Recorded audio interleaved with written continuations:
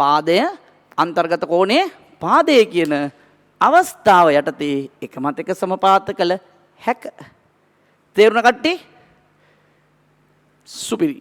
Paper එකේ අහලා තිනවා යාළුවා අපි බලා ගන්න ABC ත්‍රිකෝණයයි PQR ත්‍රිකෝණයයි දී ඇති දත්ත අනුව පාකෝපා අවස්ථාව යටතේ අංග සමවීම සඳහා සපුරා ලිය යුතු ඉතිරි අවශ්‍යතාවය මොනවාද කියලා. පාකෝපා අවස්ථාවනේ මෙහෙන්නකො පැහැදිලි කරන්න අංග සාම්‍ය කියන එක. අංග සාම්‍ය කියන්නේ ත්‍රිකෝණ ජ්‍යාමිතියේ කොඳුනාරටිය. හොඳට මතක තියාගන්න. ඔක ග්‍රේඩ් 10 වලින් පටන් ගත්තර ඔක 11 වසර විභාගෙ ලියලා ගිහිල්ලා ඊට පස්සේ A level maths කරන්න ගියත් ඒ හැම තැනදීම ඔය කතන්දර ටික උතනින් ලබා ගන්න අත්දැකීම් ටික මාර වැදගත් වෙනවා. ත්‍රිකෝණ දෙකක් එකමත් එක සමපාත කරන්න පුළුවන් වීම. නැත්නම් එහෙම එකමත් එක සමපාත වීමේ හැකියාව පිළිබඳ සොයා බැලීම තමයි අංග සාම්‍ය. එහෙම එකමත් එක සමපාත වෙනවා නම් අංග සමයි, අංග සාම්‍යයි. එහෙම අංග සම කරන්න පුළුවන් ක්‍රම හතරක් තියෙනවා.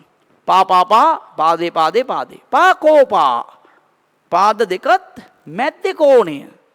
ළමයි මගේ ක්ලාස් එකේ ළමයි මට උත්තර දෙන්න ඉක්මනට ওই පාකෝපා අවස්ථාවේදී හරි වැදගත් එක මිනිහෙක් ඉන්නවා. කවුද වැදගත්?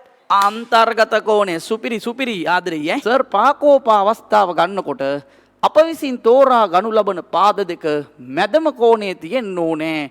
ඒකට අපි කියන්නේ අන්තර්ගත කෝණය කියලා. කොහොම නැත්තම් පාකෝපා ගන්න බෑ. ඊළඟට තව මිනිහෙක් ඉන්නවා කෝපා. කෝණ දෙකයි පාදයයි. එතන කවුද වැදගත් වෙන්නේ? පාදේ වැදගත්. මොන පාදේද? අනුරූප පාදේ. තව එක්කෙනෙක් ඉන්නවා. හම්බෙන හැම ත්‍රිකෝණයකටම දාන්න බැරි කෙනෙක්. කවුද? කර්ණපා මොනවටද දාන්න පුළුවන්? ඍජු කෝණික ත්‍රිකෝණයකට විතරයි. ඇයි ඒ ඍජු කෝණික ත්‍රිකෝණයකට විතරක් දාන්න පුළුවන් කර්ණපා? හරිනේ කර්ණයක් තියෙන්න එපැයි. මොකද වෙන්න ඕනේ? පාදය අන්තර්ගත කෝණය පාදය.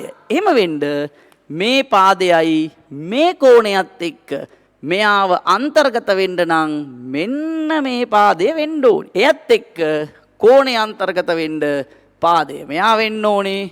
එහෙනම් BC පාදයට සමාන වෙන්න ඕනේ රත්තරනේ PQ පාදය. එහෙම වුණොත් අපිට මේක කියන්න පුළුවන් පාදය අන්තර්ගත කෝණය පාදය කියන අවස්ථාව යටතේ එකමත් එක සමපාත කළ හැක. තේරුණ කට්ටිය?